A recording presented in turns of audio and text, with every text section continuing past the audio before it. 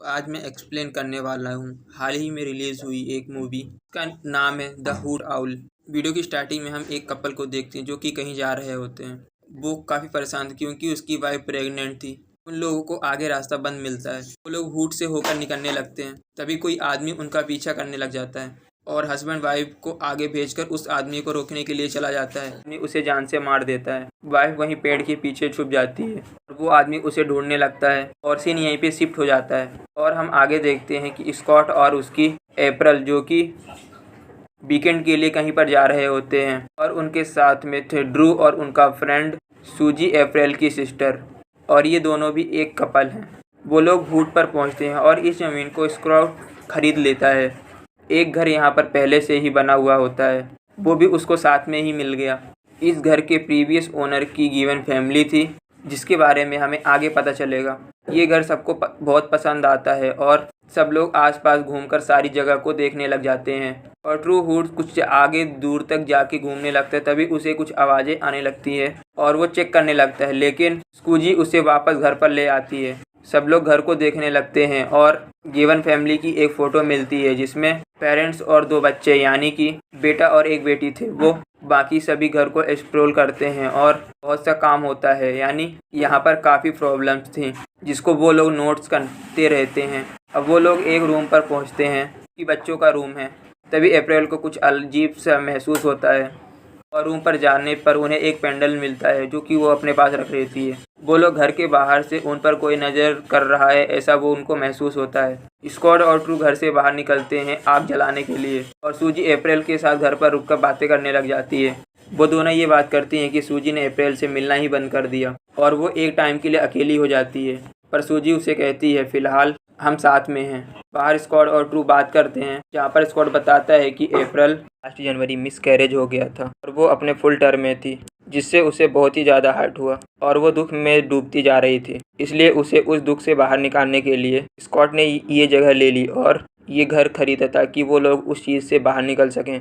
Drew ये बोलता है कि इस हार्ड टाइम में वो इन दोनों के साथ है और उस घर को रिपेयरिंग के लिए अपने कुछ दोस्तों को बुला लेगा जो यहाँ पर सब कुछ ठीक करके चले जाएंगे, इससे वो लोग अच्छे से रह पाएंगे। वो दोनों अब घर पर जाते हैं और सब लोग मिलकर ड्रिंक्स और स्मोकिंग करने लग जाते हैं और हंसी मजाक करते हैं। कुछ देर बाद ड्रू और स्कूपी दूसरे रूम पर चले जाते हैं। इधर स्क्रो और स्क्री एक करने लगते हैं। दूसरे रूम में स्क्रू और स्क्रूजी भी इंडिपेंडेंट होने लगते हैं। अजीब सी बात थी कि उन लोगों पर कोई बाहर से नज़र रखा रहा होता है, बिल्कुल घर के पास से ही उनको देख रहा होता है। अब अगले सीन में स्कॉट अप्रैल से बात कर रहा होता है, जहाँ पर वो उससे ये पूछता है कि फ़िलहाल कैसी है, जिस पर कहती है कि अब वो ठीक है। अब उसने काफ़ी वक्त तक खुद को दुखी में रख लिया है, अब वो अपने दुख से बाहर आएगी और उसे ये सब देखकर बहुत कुछ अच्छा लग रहा है और वो फील कर रही है कि इधर उसके दुख ख़त्म हो जाएंगे।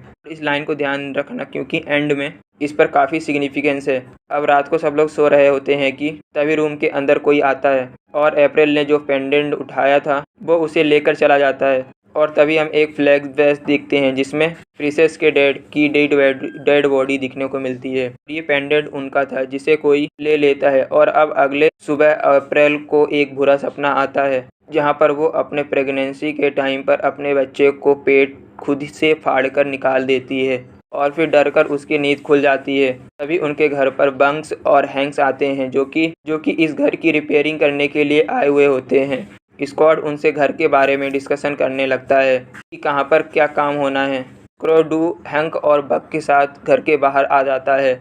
आसपास की ज़मीन और एक वेयर हाउस उनको दिखाता है जहाँ पर रिपेयरिंग का काम होना होता है। हैंक पूछता है कि ये घर उसने कैसे खरीदा। वो बताता है कि उसने इस घर को ऑनलाइन देखकर खरीदा और ये पिछले 15 सालों तक खाली था। ये तो काफ़ी अजीब बात है, स्कॉट ने सिर्फ ऑनलाइन देखकर घर को खरीद लिया। इस पर वो बोलता है उसको काफ़ी अच्छी डील मिल गई थी और यहाँ के रीसेंट ओनर इस घर के बारे में बताना चाहते थे, लेकिन उन्होंने दोबारा कांटेक्ट ही नहीं किया और ये ओनर शायद वही लोग हैं जिनको हमने मूवी की स्टार्टिंग में देखा था और शायद से वो लोग मारे जाते हैं। खैर, हंग बोलता है कि ये एक मर्डर हाउस है, पता नहीं है और किसी को पता भी नहीं चलना चाहिए। यहाँ पर रहने वाली फैमिली का किसी ने मर्डर कर दिया था, वो भी बहुत बुरी तरीके से, और उनके ट्विन बच्चे बेटा और बेटी कहीं पर भाग गए थे और फिर किसी को भी नहीं मिले। बंक ये सुनकर बोलता है जब भी वो वहाँ पर आया है उसको कोई कोई एनर्जी फील हो रही है। उसे ऐसा लगता है कि कोई उस पर नज़र रख रहा है, जिस पर सभी लोग ये कहते हैं कि ये घर बिल्कुल नॉर्मल है और उसको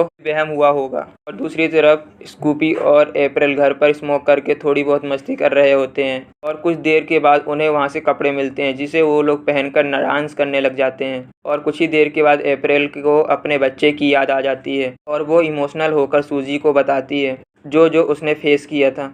और वहाँ पर सूजी इमोशनल होकर उसको बोलती है कि ठीक हो जाएगा और अब वो अच्छी बहन की तरह उसका ख्याल रखेगी। और फिर बक्स पास में ही एक पॉन्ड्स को देखता है, ड्रू के साथ में वहाँ पर फिशिंग करने की बात करता है। सभी लोग वापस आकर घर पर डिनर करने लग जाते हैं और हैंक्स घर का काम करने में लग जाता है और बक्स स्ट्रू के साथ फिशिंग करने के लिए चला जाता है। और फिशिंग करते हुए वो लोग हंसी मजाक करने लग जाते हैं। तभी बक्स जो होता है उसे बहुत ही तेज़ से सुसु आने लग जाती है और वो जंगल में चला जाता है। तभी उसके पास एक लंबा चौड़ा आदमी आ जाता है जिसने एक एनिमल के स्कल को मांस की तरह लगाया हुआ होता है और वो बक्स की जान ले लेता है। बक्स की आवाज़ को सुनकर ड्रू वहाँ पर आ जाता है। आदमी उसे चैन से बांधने लग जाता है और उसके चेहरे को बीच से अलग करके उसको मार देता है। कुछ ही देर के बाद हैंक और स्कॉट उन दोनों को ढूंढने के लिए वहाँ से बाहर आते हैं और वो लोग उनको कहीं पर भी नहीं मिलते, जिससे वो लोग थोड़ा सा परेशान हो जाते हैं। और हैंक बोलता है उसे यहाँ पर कुछ भी ठीक नहीं लग रहा है। यहाँ पर काफ़ी समय बीत जाता है और वो दोनों उन्हें कहीं पर भी नहीं मिलते। वो उन्हें यहाँ वहाँ ढूंढने लग जाते हैं। उनके साथ में अप्रैल और सूजी भी थी। वो लोग बेयर हाउस के पास में आते हैं और उन दोनों को कॉल करने के लिए ट्राई करता है और सेल फोन की आवाज़ उसी बेयर हाउस में से कहीं से आ रही होती है। वो लोग बेयर हाउस में देखते हैं तो वहाँ पर कुछ भी नहीं मिलता है, लेकिन उसके अंदर शॉकिंगली एक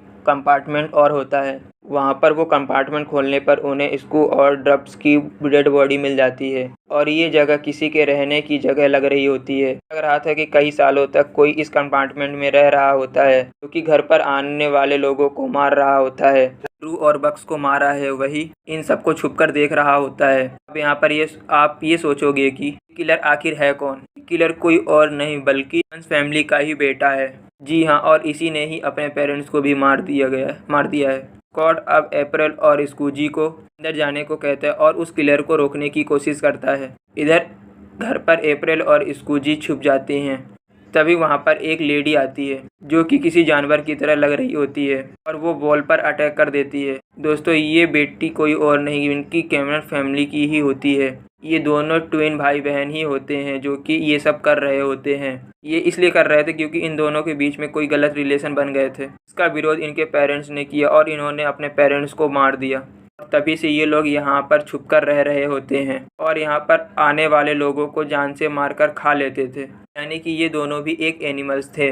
वो लेडी सूजी पर अटैक कर देती है और सूजी को जान से मार देती है। अप्रैल पर अटैक करने बढ़ती है तभी, लेकिन शॉकिंगली हम ये देखते हैं कि वो लेडी प्रेग्नेंट हुई थी, जिसे वो धक्का दे देती है और उस भाग जाती है वो वहाँ से। वो बच्चे को जन्म देने लग जाती है। अप्रैल को ये देखकर तरस आ जाता है और वो उसकी हेल्प करने लगती है डिलीवरी होने में।